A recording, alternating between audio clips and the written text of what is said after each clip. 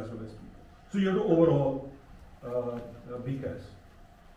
Second, which is maybe more appropriate for this audience, we've been talking about that we must overhaul ANS. We must hive off ANS. Frankly, I don't know what's the problem.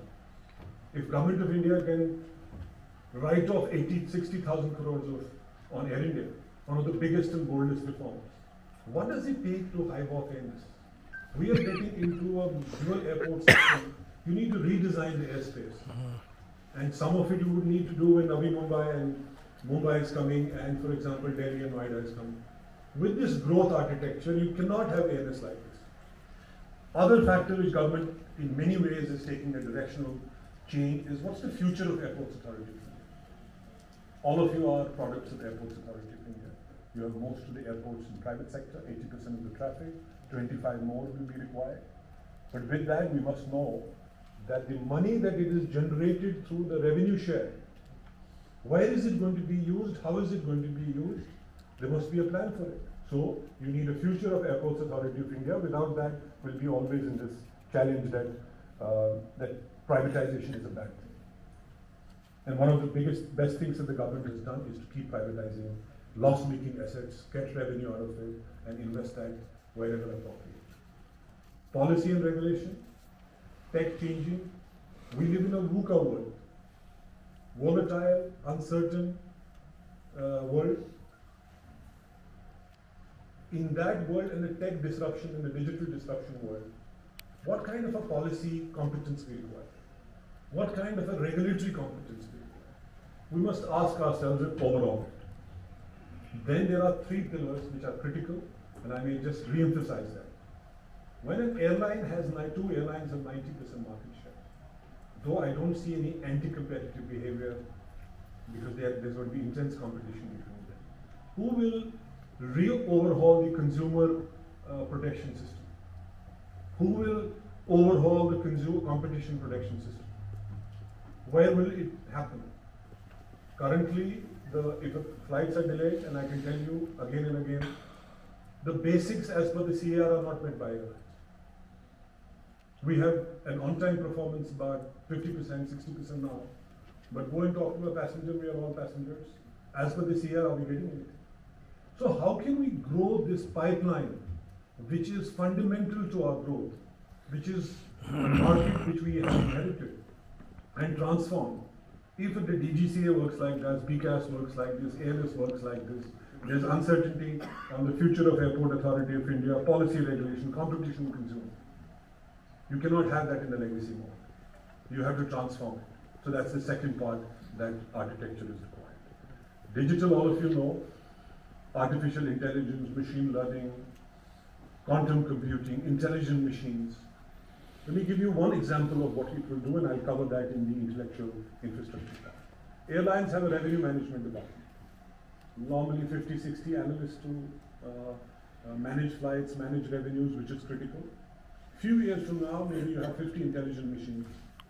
Because you have now the quantum computing data, you will be better getting the revenue results by having 90% into artificial intelligence and machine learning and intelligent machines, let's say. Same goes across the workforce. So important it is for us to understand how digital is going to change, and I made a presentation recently that there is a distinct possibility of human beings working with robots. Do you know what it does to the organization, what kind of a culture we want? So this disruption on digital infrastructure must be understood. That if we are going to grow at, let's say, 15% per year, are we going to create more jobs or less jobs? What kind of jobs will we create? Because certain jobs will get eliminated. Certain jobs may be get eliminated. Where is that training infrastructure on the digital side? Lastly, two more things on the intellectual infrastructure. Frankly, training and HR is forgotten in this growth equation. Whether it is at the institution level, DGCA and Airports Authority of India, ANS, or it is at an airline and airport, it is just regulatory must-do for pilots and cabin crew and AMEs, but the kind of changes that are required, intellectual infrastructure is missing. So without the intellectual infrastructure, can we grow? We have some youngsters here who are from aviation schools maybe. I hope they are aware that in the next 3 to 5 years where the aviation is going to be, and do I have the skill sets? And aren't we as an institution will be aware that why am I having these small mushroom cabin crew schools when you can do that online in a better manner? So, digital infrastructure is, intellectual infrastructure is the other element, training, education, in a manner that will add value to the kind of growth that we are. Lastly, leadership and governance. Corporate governance is sure, but leadership, a very critical element to take care of this transformation. Now the choices all of us as an industry have to make. People who are responsible, have position, have a voice, must decide, do we want an incremental growth? Or we want to make sure that we are going to take advantage of the fundamental architecture which is evolving to take us to where we want to be. For that we need a transformation. So you would need physical, institutional, intellectual, governance and digital all integrated together. Now before we talk about that, it's a humongous task. It's not very easy. We've been having people in the planning here.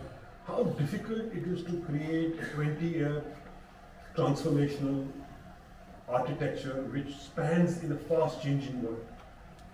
So before you talk about any infrastructure, I have always said that you must have the planning infrastructure. Who's going to plan for it? Do they have the capabilities? Do they have the capacity because the world is changing so fast? Who plans for it? Where is that competence? So first we must set up that planning infrastructure in order to be able to do this transformation. Finally, is where is the execution capability that also requires experience, expertise in this fast changing world. So if we have to be incremental, we should be fine because we are okay with moving incremental. We'll still create jobs, we'll be still very competitive, we'll be still critical for this economy. But I don't think we will be what we want to be if we don't take a step change, transform and relook at aviation in a very, very holistic and different manner and then create whatever infrastructure we require to do. Finally, what about Indian firms moving and owning assets outside? How do we encourage them? We have seen GMR today, excellent job in making building international assets. Adani's, perhaps in GVK was there. How do we ensure that India has a global footprint? We have assets in Eastern Europe coming, we have assets in Middle East coming. How do we encourage Indian companies to have a more global footprint? That's also indirectly going to create more jobs and more value. Do we see in Indigo, for example, an Indian entity? Or you want to see Indigo like AirAsia, which is, let's say, cross-border journeys? Air India having cross-border journeys. We have MROs in GMR in Indimar and plus Airworks. Aren't we going to be basically saying that we can look at global assets? So my view, ladies and gentlemen, is, and I'm sorry to say that after a great presentation by Mr. Singh, I'm just talking about basics again, talking about fundamentals, because frankly, in many ways, it's very tiring to analyze the sector. On one side, you have the greatest opportunity. On the other side, you're still taking baby steps and incremental steps. Though a lot has been done in the last 4 or 5 years, or 6 years, or 7 years. But what we require and what we do, the gap will continue to grow. And frankly speaking, every 2-3 years will be inadequate. I had told in a couple of forums recently the government that this government has the ability to take these bold decisions. If you could take a decision on Air India and write off 60,000 crores, it's not a small decision. People have signed for it. They did this in national interest. If you can take this decision, I think this government has the ability to say, I want to make aviation as a critical pillar of our economy. If I want to bring more socio-economic changes, for that, transformational changes is fundamental, and we must build the capabilities, competence, and capacities to take advantage of it. India, ladies and gentlemen, I haven't seen for 21 years some more optimism in the sector as it is today. And we must take advantages of it. We will frankly tell all these youngsters here that an entry-level job is not 20 to 50.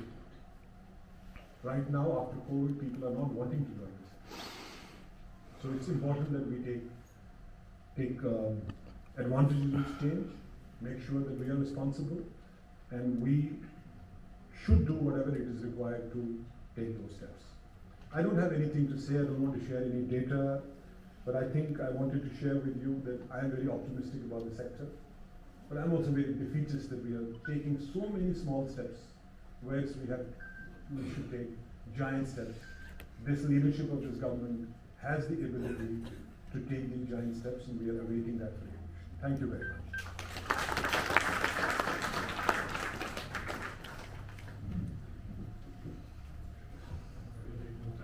Thank you very much indeed. Ladies and gentlemen, today